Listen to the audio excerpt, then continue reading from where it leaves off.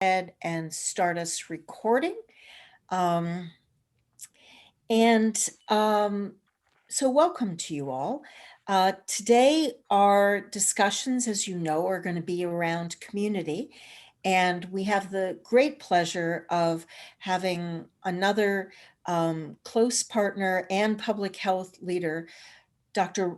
Rajan Madhok, who's going to be leading us today in a discussion about community using his extensive experience in public health leadership in the National Health Service in Great Britain.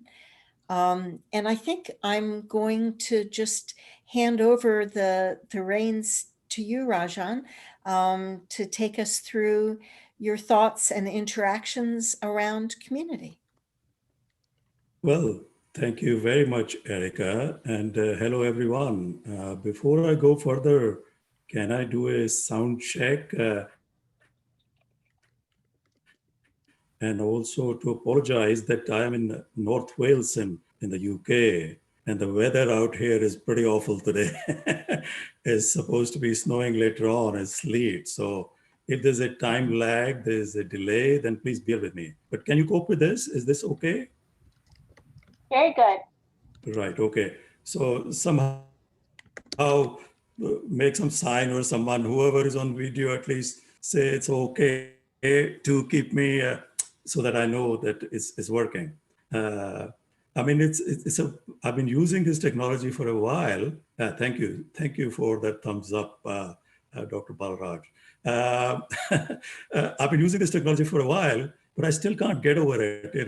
Here we are, North Wales and somewhere on west coast of Canada, Sydney, and I don't even know where most of you are. I know you are the Caribbean node, but isn't this marvelous? uh, what I'm going to have to do is you're going to have to indulge me a little bit because I'm going to have to start sharing my screen in a minute.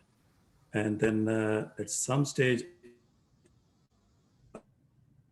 I will have to juggle a couple of things and I'll seek your indulgence at that time. So can I start sharing my screen? And here, hopefully it will start working. And so let me check. Can you see the slides now? It says that you're screen sharing. I'm not yet seeing them. Oh, there we go. Perfect. You got it? Is that okay, everyone? Yes. I'm sorry about this connection. It obviously is, there's a bit of time delay. But if you're okay, I'll carry on. Erica, can you keep me right, please? Because Sure. Happy to. Everything's splendid I'm looking so at far. the screen with the slides. So in case there's a problem, please. If I don't hear anything, I'll keep going. Yeah. Sounds good. Okay. So thanks again. Very nice to meet all of you. And obviously, hopefully we'll get some time to chat later on as well. But for now, let me start telling you how I got to be here today and what I plan to cover. So basically, 2 nights ago, I had this email from Erica saying, Kuja, Wujja, like to do this talk today. And because we've been talking for some time and we are in partnership, I thought, oh, what a fantastic idea. And I'm very grateful to you. So here I am. And then, of course, Miriam sent me the program. I think I'm session number 7. And my session is supposed to be something to do with programs in the community, planning and delivering and implementation. That's what I was asked. That's what I was told. So I began to then wonder, how am I going to do this?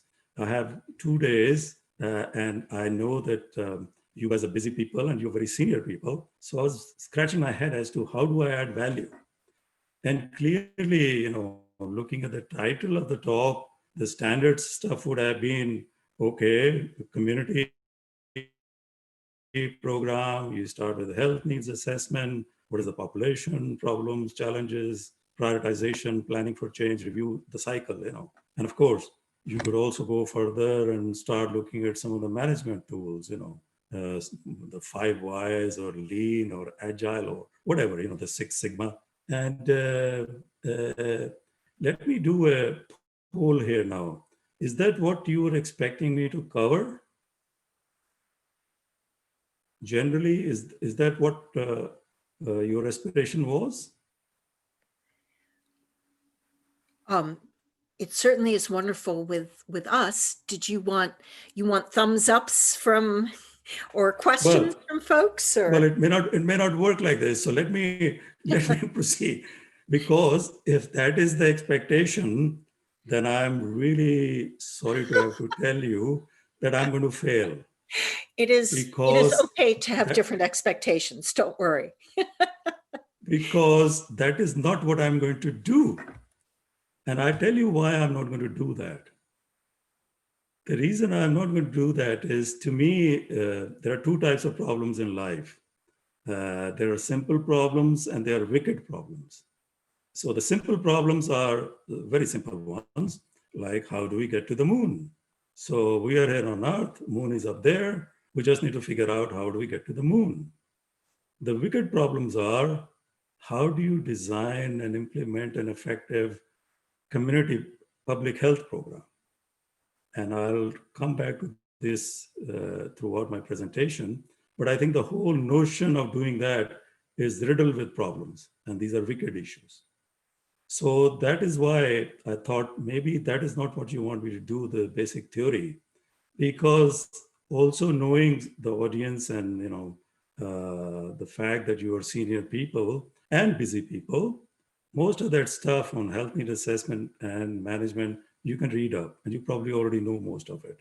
This session, this particular course is on leadership. So I thought maybe I'll put the leadership slant on it. And that is what I'm going to do.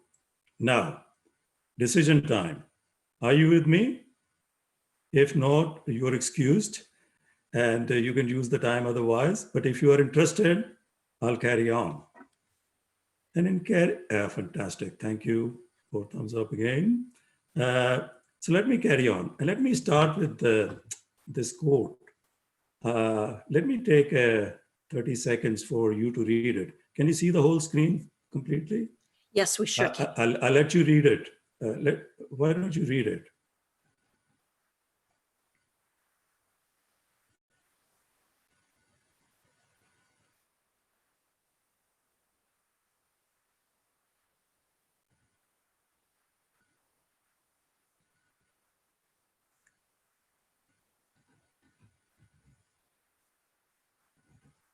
I wanted to help those people.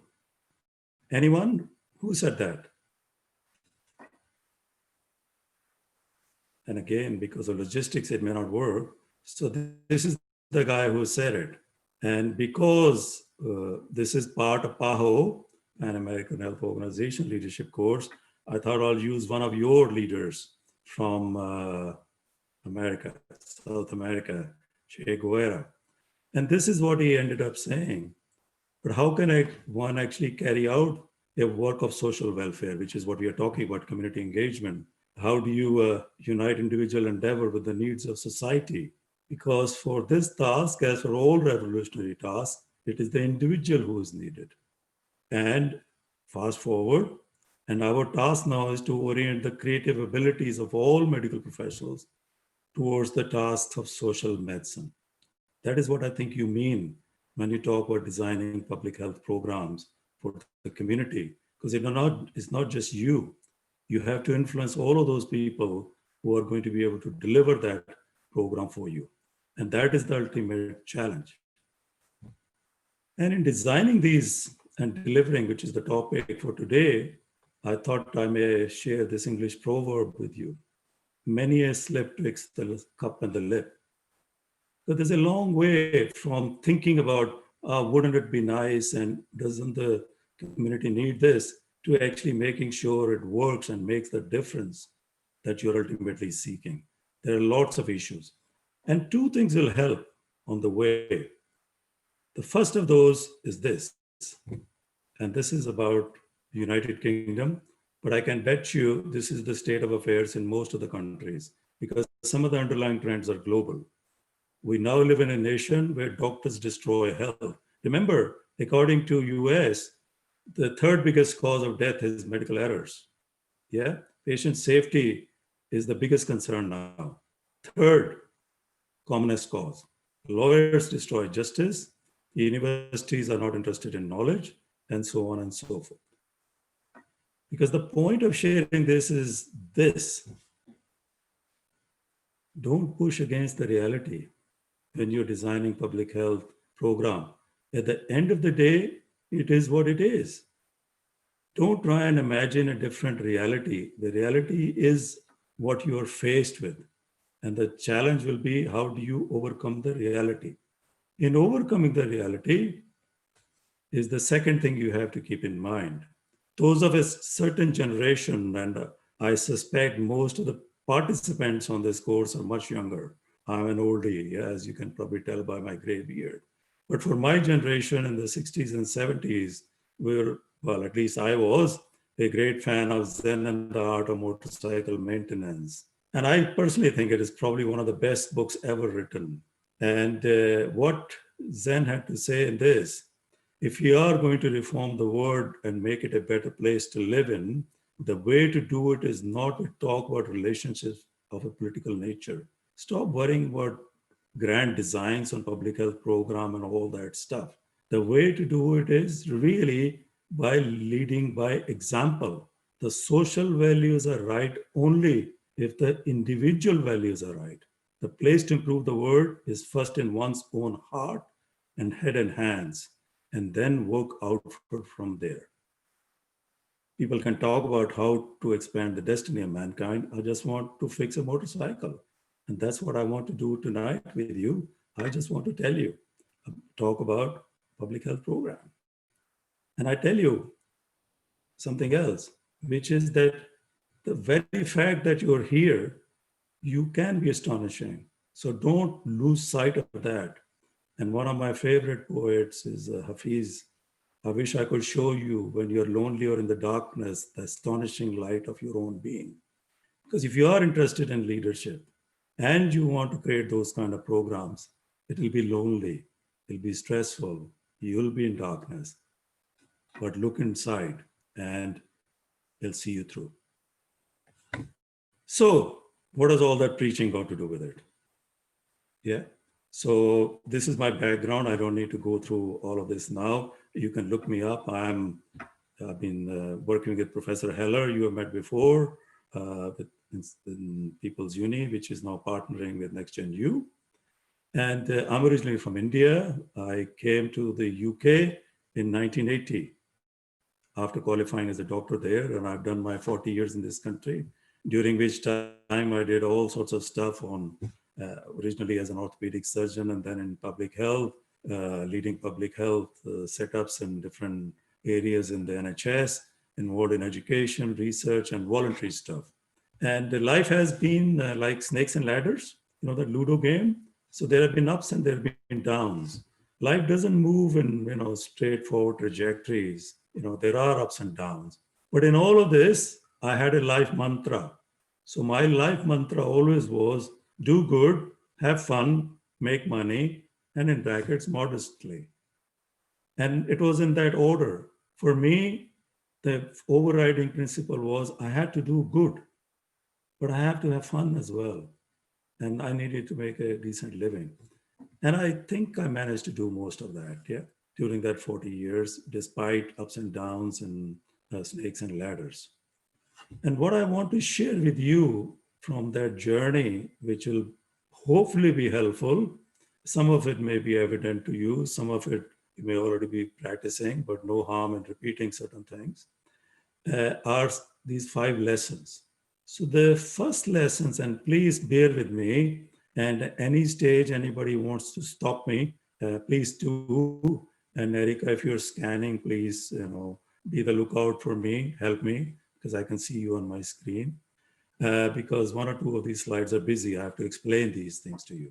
So the first thing is, as a public health program leader, you're going to have to make policy. And if you read the standard stuff, they will tell you, oh, Making policy, you have to find out what the needs are, what are the available resources, what does the community want. Yeah?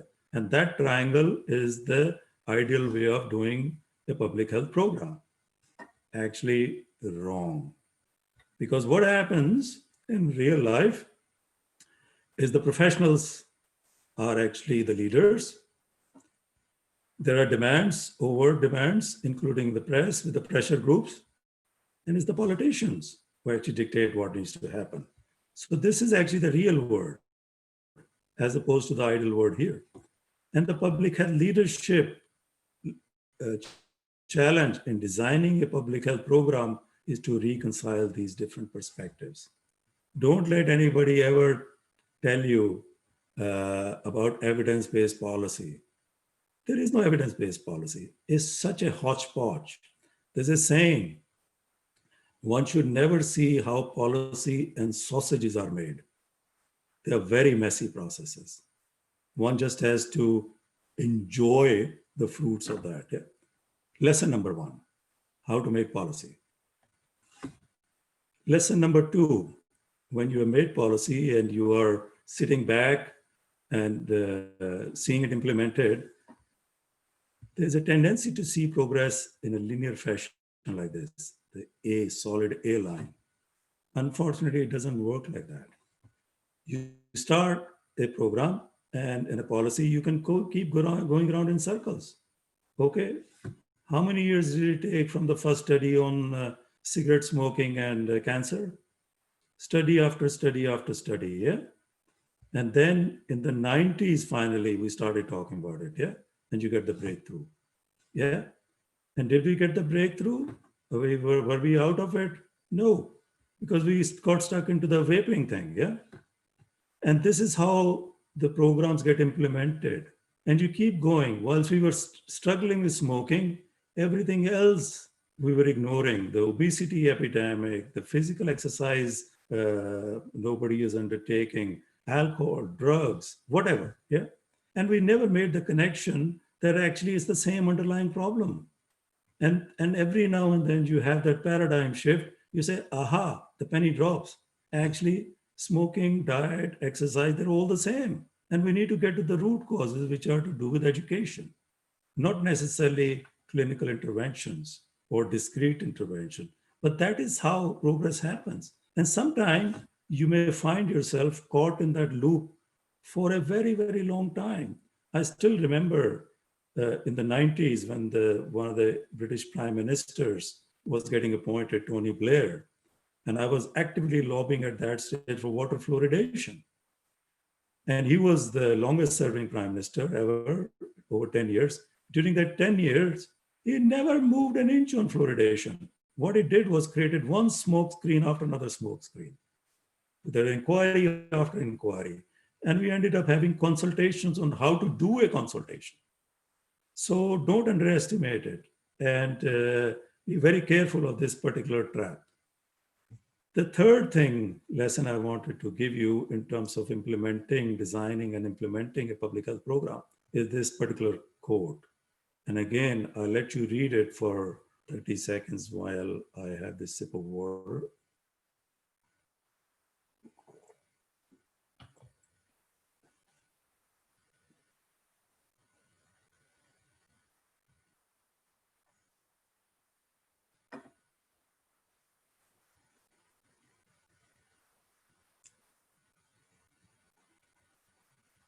So does this seem familiar? Well, this is what my reality was. In those years when I was in the NHS, this is what I was faced with constantly. The last job I did was in north of England, in a place called Manchester. In Manchester, this is what they used to do. I shouldn't say they, because I was one of they. I was one of the leaders. And this is what used to happen in Manchester. We used to break Manchester up into 3 parts, north, central, and south. And then every few years we'll merge into 1, and then we'll break it into 3, and then we'll merge into 1. Constant reorganization, yeah? Which is very clever because it gives the impression that something is happening. So be very careful when you're designing programs that you cannot rely on structures. the structures, administrative structures will come and go. Yeah, be very careful about that. Point number 4. Point number 4 is how one gets into implementing a program. There are 2 types of people I've seen. I do, as you'll have noticed, I do try and perhaps overgeneralize or simplify things too much and you lose some granularity, but bear with me. I see 2 types of approaches, yeah? One type of approach is as soon as something's decided, people start jumping up and down, yeah? They start working on it, yeah? And what happens? Yeah, they keep going round and round. It's like headless chicken problem, yeah? Yeah. And others are actually taking a longer time to think about it before they start implementing. Yeah. This is actually, to be honest, in the real world, is actually a very, very clever thing to do. So the trick is, as a manager, as a leader, you want to start a program, and while it's upward on the trajectory, when you can showing activity, you jump off to the next level of promotion, and you keep jumping. Yeah. Because your job is actually to start. You're not there for results. Yeah, this is the game that is played. So be very careful about that. How do you approach a task? And I had actually drawn this diagram many years ago, but then I came across this quote. Given 1 hour to save the world, I would spend 55 minutes defining the problem and 5 minutes finding the solution. And I suspect you can all identify who that is, Albert Einstein. And this is my final lesson that I wanted to share with you. Oops, sorry. I wanted to share with you. And this is, please bear with me because I need to, somebody needs to admit, somebody called Liz. Okay. Bear with me as I explain it to you, yeah? So this is to me, is the final slide in terms of being a leader. Being a leader, sometimes people think is the leader is the guy sitting up at the top here, yeah? Yeah. But I tell you, when I think about leadership and apropos this diagram, I recognize 3 things. You need a position, you need to be up on the top, but you also need to be able to see, yeah? You could be a leader, but you could have a very narrow tunnel vision. Can you see that? So it is not just okay to be sitting on the top. You should have your eyes open and you should be able to see the big picture. But even that is not enough as a leader. You could be seeing things, you could be at the top, but you can't do anything. So the important thing is to be able to do something with it. That is what leadership to me is about. And that is not a positional thing.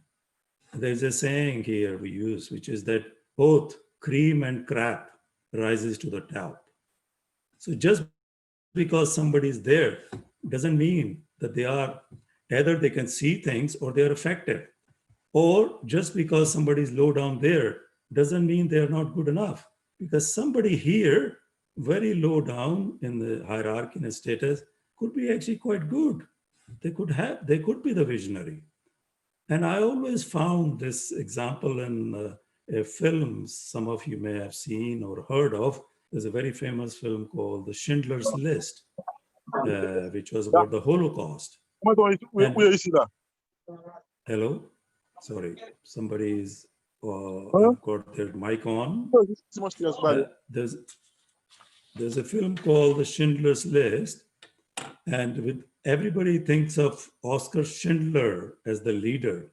I propose to you actually review that film again, because what you will discover is the leader in that film was the character played by Ben Kingsley, Itzhak Stern.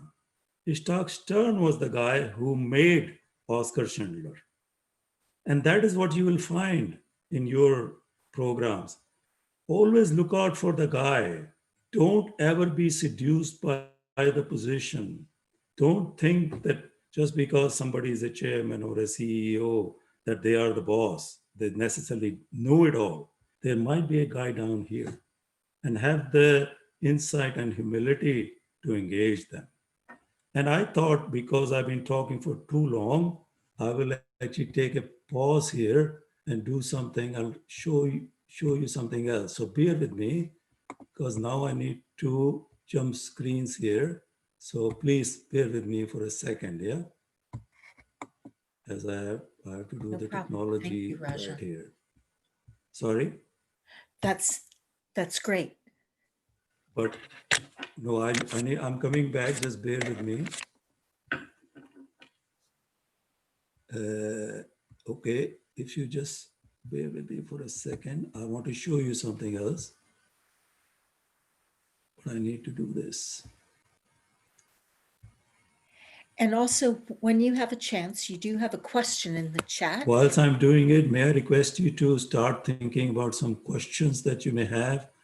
And also, if anybody wants to volunteer and tell us a bit about their program, and we can subject to this kind of analysis in a minute. I am nearly there, so just bear with me. Yeah, so you do also indeed have a question in the chat when you're ready, Rajan, about how can a leader operate effectively in such an environment?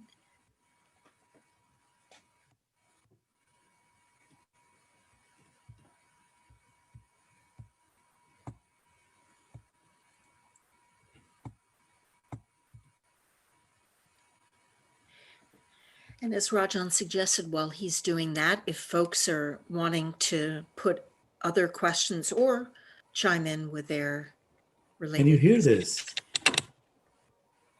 Not yet. Erika, can you hear it? Not yet. Can you hear this? Not yet. Not yet. Okay. Sorry, bear with me.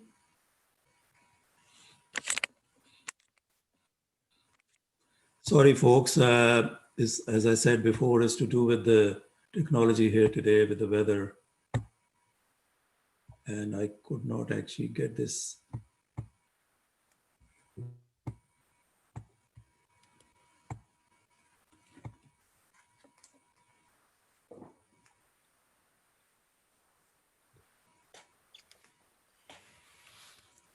Okay, I'm going to try it this way, yeah?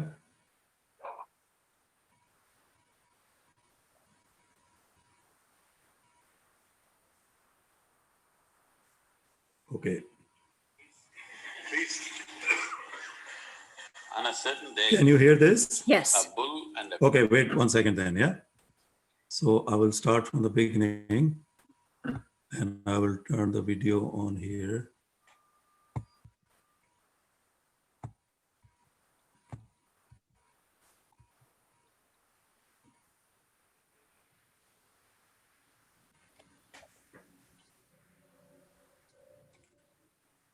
pheasant were grazing. Can I tell you a joke? Please, please. On a certain day,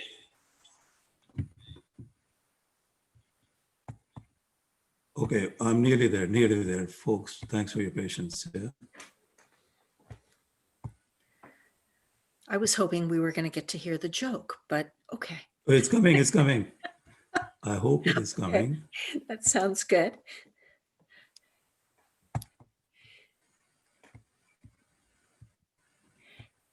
Certainly emphasizes the principle that jokes are all about timing, right? I know. This is where it has gone wrong. No, it's fine. Okay. So share the screen again. And can you see my screen now? Can you see this guy who's got a bigger beard than mine? Not quite yet. It says you've started screen sharing. There we go. Can you with can you see this guy with a big beard? Yes. Okay. All right, guys, bear with me. Yeah. So here goes. Yeah. can I tell you a joke? Please, please. On a certain day, a bull and a pheasant were grazing. Bull was chomping the grass, pheasant was picking ticks off the bull partnership. There's a huge tree at the edge of the field. The pheasant very nostalgically looked at the tree and said, "Oh, alas, there was a time I could fly to the topmost branch of the tree. Now I do not have enough strength in my wing even to get to the first branch." The bull very nonchalantly said, "That's no issue. Just eat a little bit of my dung every day. Within a fortnight you'll get there." Pheasant said, "Come on, what kind of rubbish is that?" The bull said, "Really try and see, the whole humanity is on it." So very hesitantly, the pheasant started pecking at the dung, and lo, on the very first day it reached the first branch of the tree. Within a fortnight, it reached the topmost branch of the tree, just beginning to enjoy the scenery. An old farmer was rocking on his rocking chair, saw a fat old pheasant sitting on top of the tree, pulled out his shotgun and shot the bird off the tree. The moral of the story is, many times even bullshit can get you to the top, but it never lets you stay there.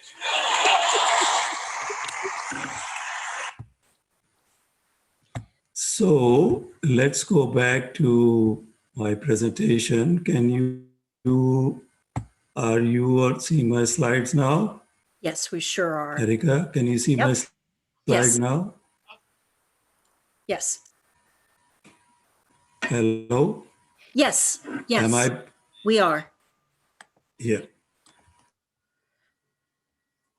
Okay. Okay. So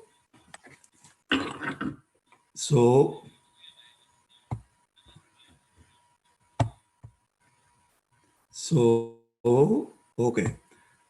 Timing wise, we didn't get it right, but I hope you got it, yeah? Okay, so resume where I was, yeah? So what I've done so far, friends, is I've shared with you my journey, and I've shared with you some of the lessons I learned on the way, which will be relevant for your plans to plan and implement a public health program. But moving towards the second part of it, which is to do with leadership, and I'll only take another 10 minutes, Erica will have questions after that, is to basically say to you that you will have your own way. What I've shown you is my way. There is no right way or the correct way or the only way. It doesn't exist. How did I do it? It'll be nice to say that I knew it all when I started, Sadly, no. If only I knew then what I know now, life would have been a lot easier. I learned it the hard way. But here are the few things that I learned, yeah? Knowing others is intelligence, knowing yourself is wisdom, and mastering yourself is true power. That is what is important in a leadership role. The other thing I learned, and this has always fascinated me, you heard of the KISS principle, keep it simple, stupid. Let's try and understand the problem. Everybody, sorry, again, overgeneralization, fault of mine. People do jump ahead to solutions. Stop it. Understand the problem, break it down. How do you divide 17 potatoes between 4 people? Mash them. Never lose that simplicity. Yeah, adopt the keep it simple, stupid principle. The third thing I learned is this, and please bear with me as I orient you with this slide. There are 3 lines here, yeah? The bottom line here is how much I actually know. This is the bottom line, yeah? The second line is how much I think I know, okay? And this third line is how much more I know that there is to know. And what happens is when we start our journey, this is where we start from.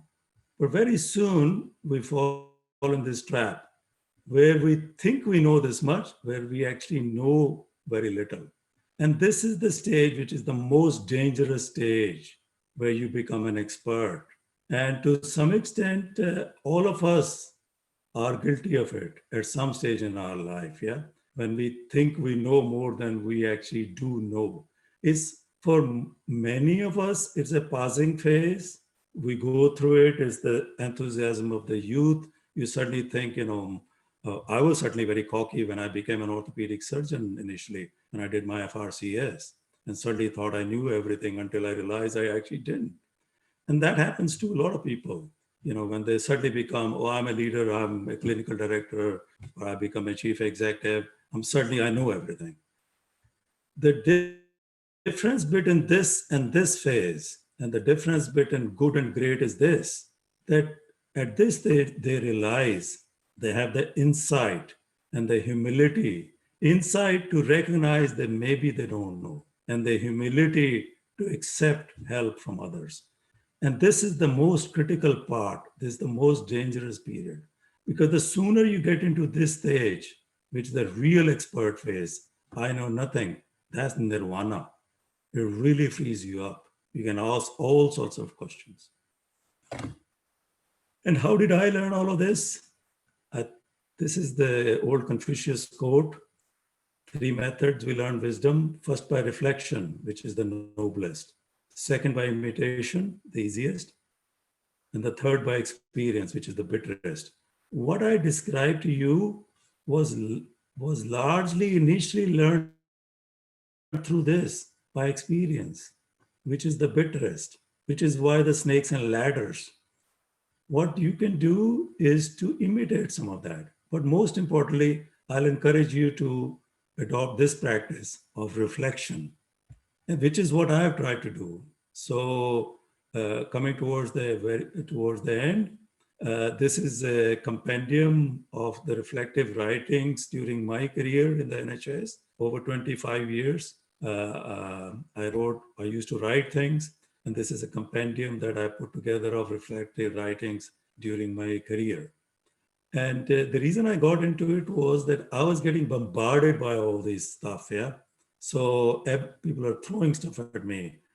Health need assessment, clinical effectiveness, clinical audit, business process reengineering, continuous quality improvement. I was getting really, really frustrated with it. Everybody was giving me the final solution. Actually, they were all saying pretty much the same thing, or most importantly, nobody's giving the whole solution. They're only giving you parts of it. And you need to bring it all together. And to make sense of it, I used to write, and that is what led to some of the programs that I then delivered for my communities in the various jobs I held. And that became a habit of mine.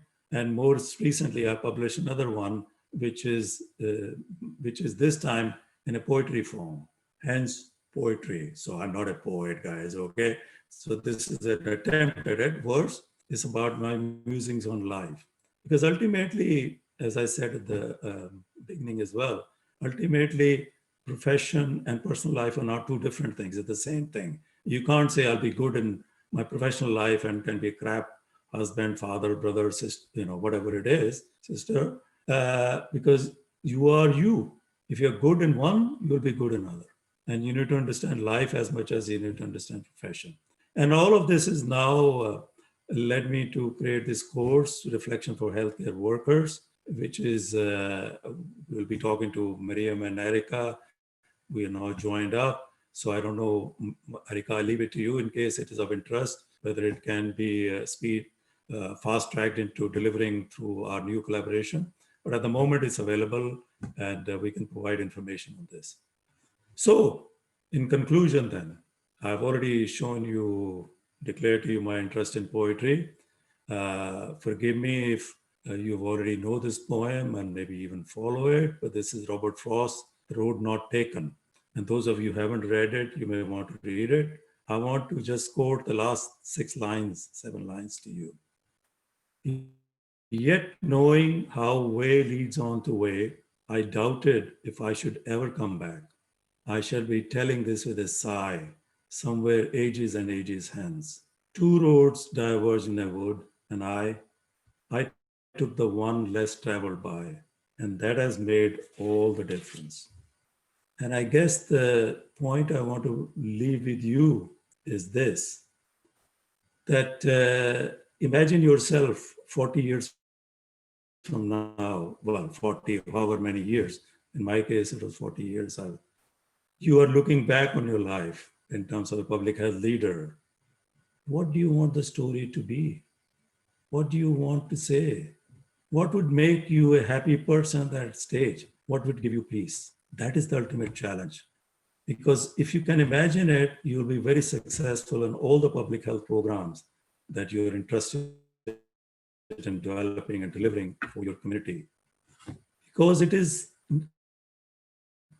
always important, but it is more important than ever now. And this quote of Martin Luther King is as valid now as it was when he said it in 1966.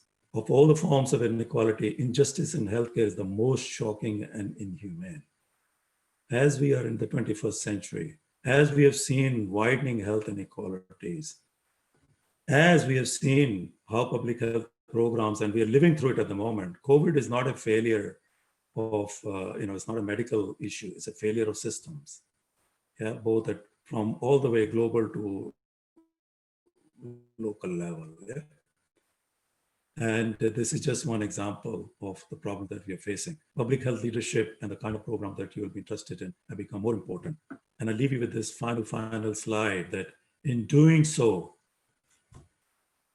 adopt the 21st century mindset as well. Don't try and bring 21st century with the 20th century means. Think different. In thinking different, I have given you two messages. Yeah. One, always understand your reality. Whenever you're designing a program, yeah, spend more time understanding how will it reach the person that you're trying to make a difference to. What will be the challenges? Because remember, there'll be all sorts of problems on the way. Figure out how will you become aware. Forget how will you overcome them to begin with. Yeah? Do you have a surveillance mechanism to understand how your reality is changing? The reality is not a fixed reality. Reality changes constantly. Point number one, remember that. And point number two, never lose yourself. Believe in yourself. If you can believe in yourself, you will see it through. And I wish you all the very best on your journey. We have 15 minutes. We can take questions whenever we are ready. Great. Thank you so much for providing that wisdom and perspective. I'm sure that when you look in the chat room, you'll see not only questions, but a lot of thanks for sharing that high view. I certainly know that it seems to have resonated with a lot of folks. So do you want to look at those questions that are in the margin? Are you able to see those, Rajan? Well, I am now bringing them up. What I will do is this. First of all, I don't know how the technology works. I will be guided by Miriam as well. Perhaps if I don't get around to answering these questions, can I take them away and respond later on, if that is of any help? And secondly, if Erica, you who have been tracking it, feel that some are more, sorry, I don't mean to judge it, urgent, more important, then please highlight them. Otherwise, I'll just pick whatever strikes me. Yeah? Yeah, I think we have enough time to walk through quite a number Okay, of them. you guide me. You want to be my Sure. guide? Please, thank you. So the Thank first you. question is, how does a leader operate effectively in such an environment? And Dr. Alcantara, if you want to maybe give us a moment of context about what you mean, since this came from a while back. If you want to. Hi, thank you so much. Candice Alcantara, not a doctor. Thank you for giving me the additional prefix. I will work towards it. It was at the time that you were talking about the reorganization, the consistent reorganization. As you're trying to implement a project, there's a reorg. What I've tried to do is put processes in place and try to make sure, I tell them all the time, if tomorrow I get an amazing job and I leave this particular job, things should continue. But what happens is I think people feel a little as though some of their ownership is taken away, and they feel less empowered because we're trying to roll something out in a community and they would go against the process. And I'm like, hey, don't forget the process. The process keeps us all in play. And what I also try to do is rotate people so people have different skill sets. So it means they never really get an opportunity to fine tune. I'm really great at this. So how, in your experience, how have you balanced that with your team? Well, there is no one answer. and every time it has been different. I've not always succeeded either. And the trick always is to try, that phrase again, forming, storming, norming, performing. Yeah. When you start something, you often start storming with people. Yeah. Because remember, things are the way they are for a reason. And somebody actually is benefiting from what you may see as chaos. Yeah. Yeah. There is always somebody benefiting from it.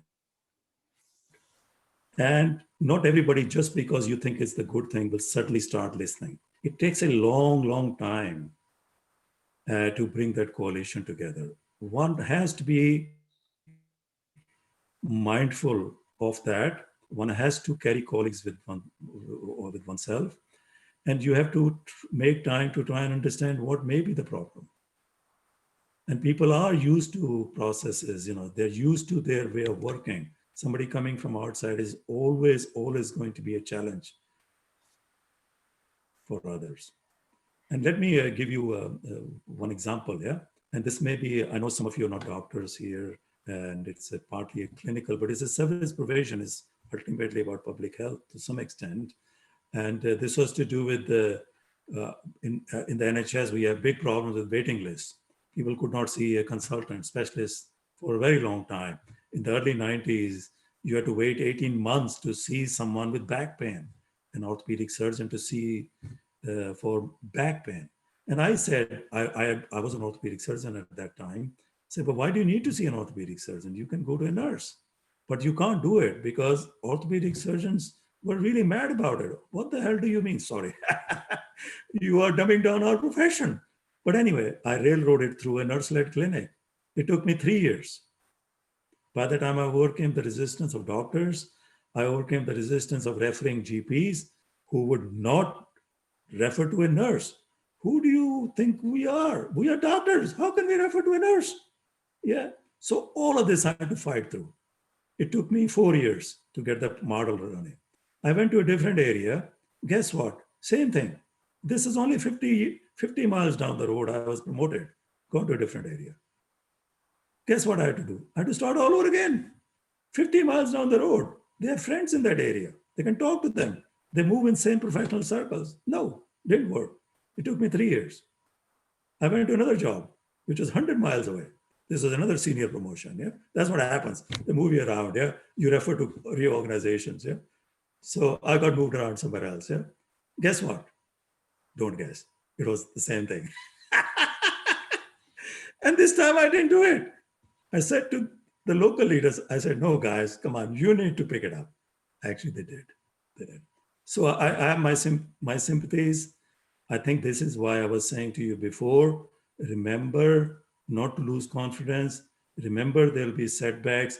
Feel strong. If you believe in it, it'll come through. People will follow you. Leadership is not a positional thing. I'm a leader, follow me. You will become a leader because people will see you. But you have to have the persistence. And good luck. Thank you. We have a couple other Thank you questions. very much. Thanks. We have a couple other questions queued up. I'm going to pair these two since we just have a few minutes left. And Callie, I want to give a response to your question. So there are two of them, Rajan. This first one, how do you respond and wait for leadership that displays inertia? And I'm going to give you an answer to that one, Kali, as well. But another question from Dr. Neste Tung. How does a leader start a project and not see it to fruition and start another without seeming to have flight of ideas? So on that first piece about dealing with inertial leadership, I might just start with saying I've dealt with that my whole life, along with the handicap / bonus of having ADD. So everybody seems inertial to me. And I've found that one effective way to do that is to have multiple irons in the fire. So if you find yourself wanting to nag at folks that you shouldn't be nagging from a hierarchical perspective, allowing yourself to let that play out and work on other things in the interim while they absorb that process in due course is one technique to consider. Raja? Thank you. It is not always inertia, it is also the resistance, actually. And let me tell you another anecdote here. So when I first became a board level director in the NHS in the 90s, these positions are called directors of public health in the NHS for a particular geographical area. And in a particular region, there were 7 of us in that region. There were 7 districts and formed a region, and 7 directors of public health used to meet regularly as a peer group. And I was the newest recruit to that group. And I remember going there after a very difficult period at my own board. And that evening I'd gone there, we used to meet monthly for dinner. And I'd gone there and I was really in a foul mood, and I was really depressed. And I started saying, oh, they don't listen, pulling your hair out type stuff. And I was doing all of that. And one of the wiser colleague of mine, I still remember him, his name was Edwin Pugh. Edwin turned around to me and he said, Rajan, who's they? What do you mean they? There is no they. You are they. Yeah. What is this us and them? So if you are a leader, there is no they. You are it. It's not somebody outside of you. So you need to put a totally different angle on it. There is no they. It's just that there is a different view on it. Just because you don't agree doesn't mean they're wrong. They may not be moving for other reason, and you have to understand it. So this is a very, very common problem. And I've lived through it, but I've never forgotten that lesson. There is no they, there's only us. You know that old saying, we have seen the enemy and they is us. Avoid that trap. Thank you. Sorry, Erica. That's That's terrific. Did you want me to say something about this second one? The second one was, just remind me again, the Dr. Nesty Tong's comment. I can't remember. Yes. You said there was another question. So how can you avoid seeming to have flight of ideas if you start a project and don't see it to fruition and start another one? Okay. No, I think I already referred to that in one of the lessons I gave you. Okay. So one of the lessons I learned was this, especially this one, yeah? And this is a game that managers play all the time. The trick always is to start a project, never to stick around to complete it. Hey, because completion may take 5 years, 10 years, 20 years, and it may not be successful. Do you want to be associated with that? No. If you are really career-minded, you want to move on while it's on the upward trajectory. This is a game that is constantly played, and you will see it. Look around. I can bet you, look around your area, yeah, and spot these people who have moved from one job to another, yeah, and go back to their previous places because they don't care. They're not the type of leader that you are aspiring to. You are aspiring to be the leader who sees it through. That's a different to the leader that you see, the behavior that you see. And what you want to be is that true leader, because once you take something on, you want to see it through. And that's a particular trap. And this is, if you have not already read it, I can thoroughly recommend reading Dilbert cartoons on leadership and management. It's probably the best book on leadership, actually. It tells you how these games are played. And these are the games you have to understand. And you have to get better at them. I was very good at these games. I played these games. Well, how else do you do it? But you mustn't lose one thing, which is that the last slide I show you, the last lesson I show you, you want to be on the top for one reason only, which is you want to be able to make a difference. Not just for the sake of it. And that is why you have to keep your eyes open and you have to have the means to make a difference. There's no point being on the top. So I totally get what you're saying. I've seen it, and it's something that one has to be very, very alert to and try and avoid. But these people will be there. Yeah, they will be there. They'll let you down. They'll take it on. And that is why, if you are starting a project, be very careful. Over. Enough. Thank you. Are there any other questions? I'm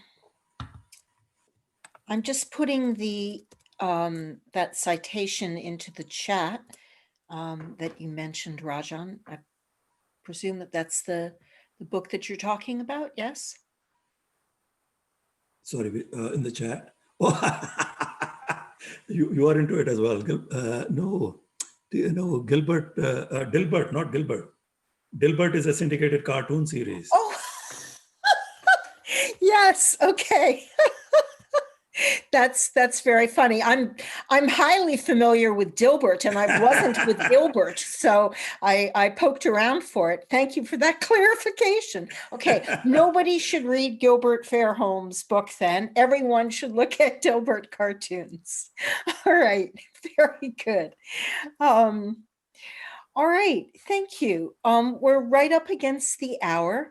I will, like I said, encourage anyone who has a few minutes to stay on and would like to take this chance to share a story about and to hear others' stories about public health leadership. I thought we might just hang out and do that together, as I'd suggested we would do in the last few weeks. Just to let you know, next week, we are not going to have a lecturer. We're going to use that time to do small groups to talk about your letters to the editor, so we can all help each other with writing those. And so if you can make sure that you've at least gotten to a good draft shareable stage before then, I'll follow up more with you by email about that. And then for the final week, we'll be dealing with the Kuja Wuja that went to Rajan a couple days ago. Dr. Marilyn Winkleby, we're hoping to reschedule her for the 17th to have a discussion about community that is much more granular around the Five City Project run by Stanford, a $30 million grant that I got to work on in the 90s to improve cardiovascular health in communities. So we'll be taking a different, much more granular perspective on community than for our last class. All right, so those who need to depart, please feel free to. And those who have a story to share in public health leadership. And if we can keep the stories to a minute or so, please, for the initial introductions of them, and then we'll have some chance to be able to chat. So bye for those who need to go. Rajan, you're welcome to stay or not as you'd like. Thank you again for your talk. Obviously very inspiring to many. All the best to everyone. I'm sorry, Erica, if I leave you now. No, it's quite All the late for best to you. everyone. Thank you so much for staying up with us. Thank you for asking me. All the best, guys. Okay, bye-bye. So who has a story that they want to give us 1 minute on about public health leadership? Either an example that amused you, or that inspired you, or that horrified you, with appropriate anonymization, I'm sure, of any of those. Who would like to leap in with a story?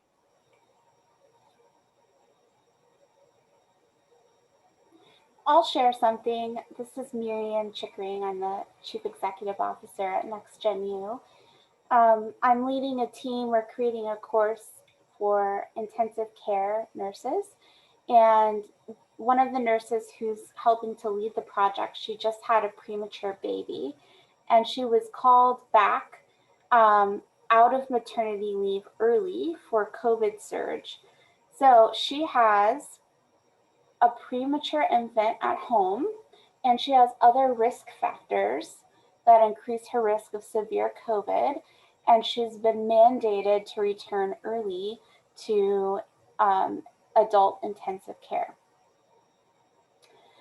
So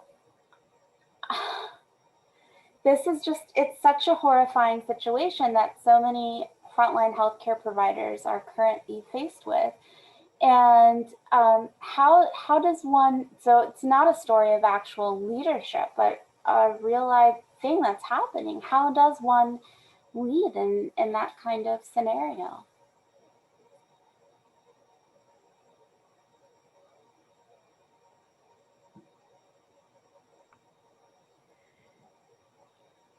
I'll contribute a thought, and then maybe others have thoughts, and please be standing by with your tales that you want to tell as well.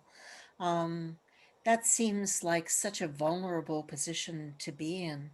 And it's one that I'd be very interested because to hear y'all's thoughts on this, because you're in the they position there.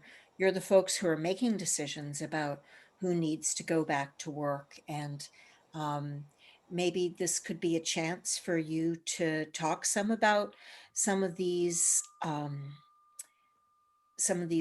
difficult ethical decisions around how you can accomplish staffing at a time when there's not enough.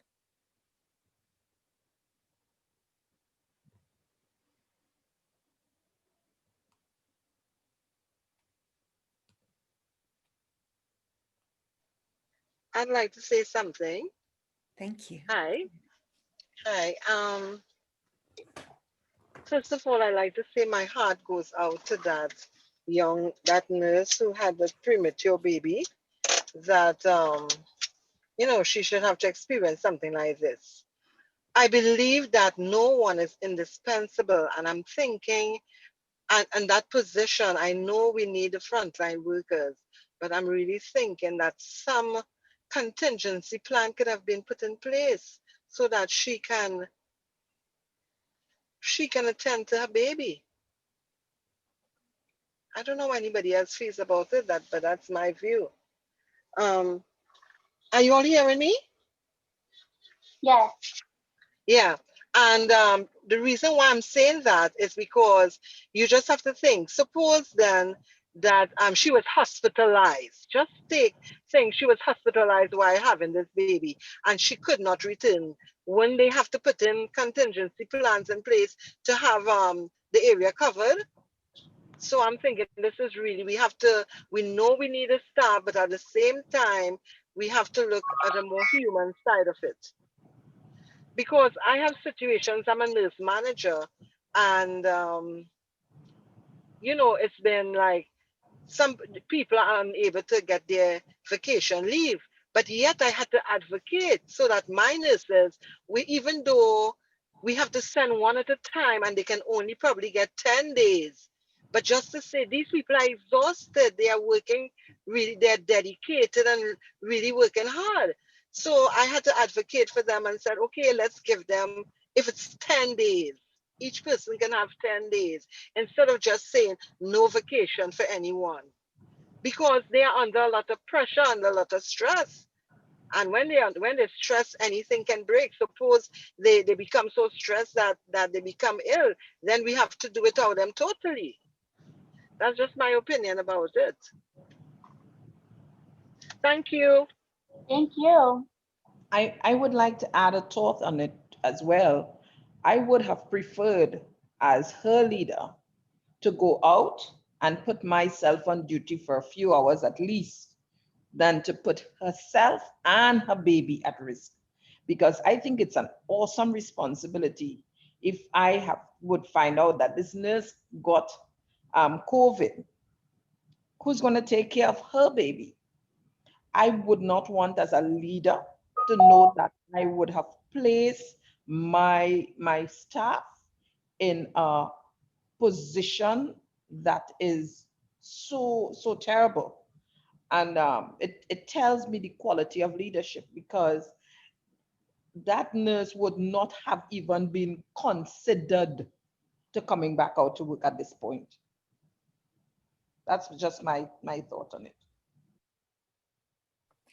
Yeah, it raises really interesting issues around leadership and professionalism and self-care, because your solution, which I think feels so right to all of us, is that you then personally absorb the burden. And it is what those of us deeply enmeshed in the mission of being in healing and helping professions that we just assume is our responsibility. I think that this is a really interesting example around the complexity of community and what we owe to each other as people and as professionals. I think part of the problem in this case is the nurse in question works at one of the largest healthcare systems in her state. It's one level above tertiary, a tertiary facility. It's the highest level of care available. And so I think because it's such a huge system that even though she's an intensivist with advanced training, that she's really just thought of as a number in a system, and doesn't really the people who are managing her don't feel personal connection or personal responsibility. And I think that's one of the negatives of being in such a large community. I've worked in both very large systems and very small systems. And when you work in a smaller system, everyone knows you and they feel a duty of care. But when you work in a huge system and there's no personal connection, it's easier to say, well, we're short staffed, we need her back. So I think that sometimes certain human systems break down at scale and perhaps aren't as well done on a larger scale. But because our health system is so complex and our interventions are so very expensive, the system can't sustain small scale when you have extremely advanced procedures and are taking care of very, very, very sick people. So there's a lot of complexity and no really easy answers to organizing around that.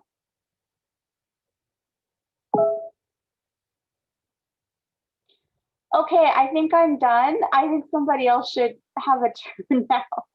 Thank you. Yeah, please. Do others have stories that they would like to share? Yes, I have a story. Good. Just today at work, we were discussing the fact that the COVID vaccine will soon be available in our country.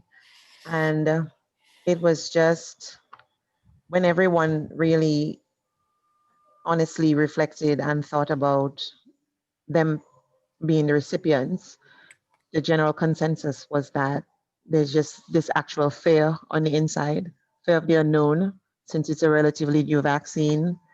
And just like COVID, that is just so unpredictable. The side effects of the vaccine are unknown, and this is a whole issue of the vaccine, although it comes as being credible. As healthcare workers, everyone would then